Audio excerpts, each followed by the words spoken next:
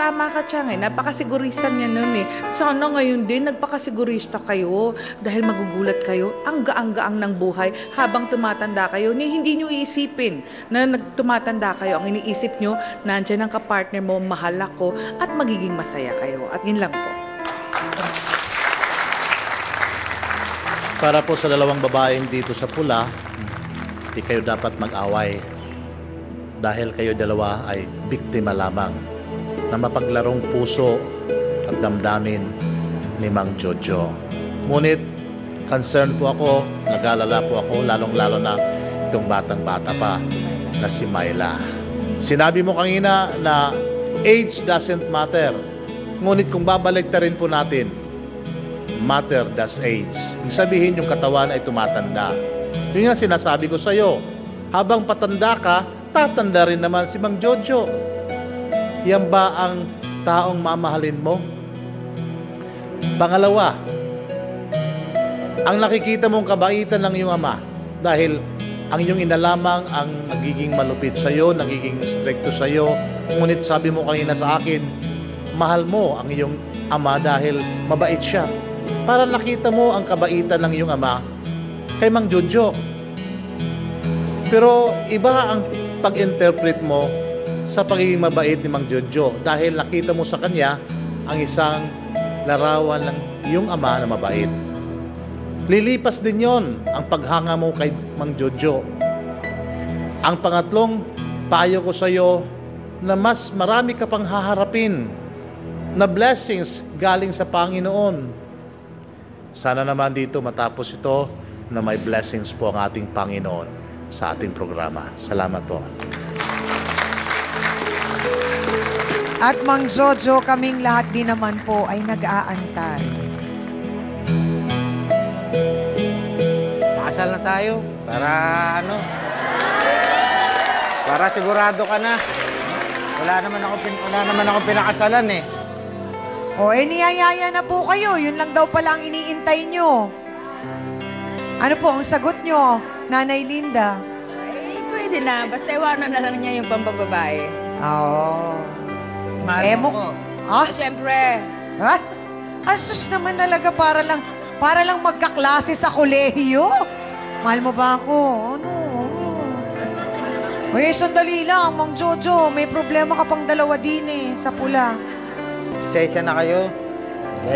Nadala lang ako ng Ikaw, Myla, marami ka pang mararating sa buhay. Bata ka pa.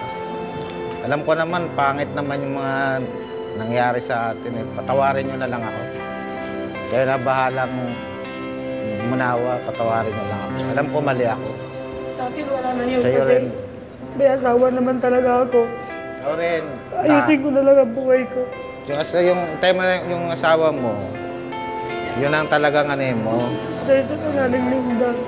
Nadala lang tayo ng kapusukan din kasi lagi tayong kasama sa pag... Minsan din kasi, Tata at saka Myla, wag natin iisipin palagi na kapag may nangyayaring hindi maganda sa buhay natin, iisipin natin parang malas tayo o pinarurusahan tayo ng Diyos. Hindi. Actually, kaya may mga nangyayaring ganun sa buhay natin kasi merong gustong ituro sa atin o merong gustong ipakita na kahit pangit man ang nangyayari, merong positibo tayong pwedeng makuha mula sa pangyayaring na iyon.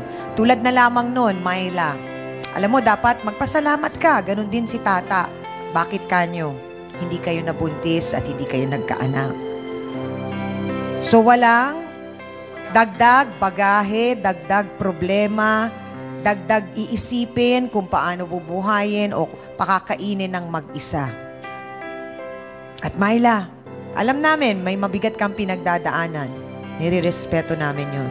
Pero sana, kunin mong inspirasyon yung ilang mga kwento na dito sa face-to-face na natagumpayan nila. Ako, Chang, ito yung mga kilala kong mga masasayang babae, lahat dumaan dun sa puntong ang hirap ng buhay nila, pero hindi nila inisip na ang tanging solusyon dun ay hahanap ako ng lalaki. Hindi Ang nakikita kong ginawang solusyon ng mga babaeng dumaan sa sobrang hirap, kinaya nila yung hirap na yun ng mag-isa, pinagbuti nila ang kanilang sarili para malagpasan yung mga problema nila. Tapos nung umayos na sila, saka sila nakakilala nung lalaking pinapasaya sila ngayon. Pero ang tanong, Myla, nagpaalam na si Kuya Jojo. Kaya mo bang tanggapin yon at kaya mo rin bang magpaalam sa kanya? Kasi si Tata ang bilis, sinagot kagad. Ikaw, ano ang desisyon mo? Hindi ko naman po kasi pwedeng ipilit yung sarili ko. Ha? Hindi ko naman po kasi pwedeng ipilit yung sarili ko. Oo, hindi rin talaga. Ano lang po. Ha? Kasi ano lang po, huwag na lang po magpakita. Hanggang lang po. So yun lang daw po ang pakiusap, Mang Jojo, wag na daw po kayong magpakita. So, kung gusto po ninyo siya talagang tulungan, kayo na po ang lumayo, wag na po kayong magpakita. Bayaan mo, iiwas na ako doon sa lugar nyo na yun, sa pwesto mo sa kantin na yun. Sa ibang lugar na lang ako pupwesto pag nagtitinda ako. So sana nga po ay matupad ang mga pangako nyo, Mang Jojo, napapakasalan nyo. Una, si Aling Linda. At pangalawa, hihiwalay na po kayo o lalayo na kayo kina Tata at kay Myla dahil deserve din naman po nila na magkaroon ng maayos at magandang buhay po. Iiwas na lang po ako. Marami pong salamat sa ating mga bisita. Amina na po tayo mga kapatid, may mahalagang aral na naman po tayong natutunan sa umagang ito. Napakasarap ang magmahal, lalo na kapag naibabalik ito sa atin, nang higit pa sa ating inaasahan. Sa katunayan, hindi naman po mali ang magmahal, basta ito'y walang naagrabyado at higit sa lahat, walang ibang taong nasasaktan. At para po sa ating face-to-face, heart-to-heart thought for the day, ang pag-ibig na wagas ay may sangkap na pusong tapat, habang buhay itong malalasap at tanging kamatayan ang siya nitong magiging wakas. Maraming salamat sa inyong lahat mga kapatid, lalong-lalo na ang ating mga suki worldwide at sa aking co-host na si Hans Mortel. Sa Dance Squad, sa'yo B1 at B2, thank you. Sa ating pong mahal na trio, Tagapayo, ang ating mga sausawero at sausawera dito sa Broadway Centrum. Sa mga interesado po, pwede niyong hanapin si Carlo o mag-iwan kayo ng message sa aming Facebook account kung gusto niyo pong makisawsaw dito sa aming taping. At salamat din sa ating mga bisita po na nagbahagi ng kanilang kwento. At syempre pa, abay nagtiwala pa rin po sa ating pong programa. Mga kapatid, sana samahan niyo rin po kami umaga sa Good Morning Club. Alas 5 po yan hanggang alas 7:30. Ako po muli ang inyong pambansang kapitana, ang inyong siyang Ami, na laging nagpapaalala sa inyo. 2 taong ko nang pinapaalala yan sa inyo na ang problema, pwede niyong tawanan, pero hindi niyo yan dapat talikuran. Kaya kung may problema ka, harapin mo, pag-usapan natin yan. Para po sa inyo to, mga kapatid. Ngayong Martes, labas mo yung mga init ng katawan nyo.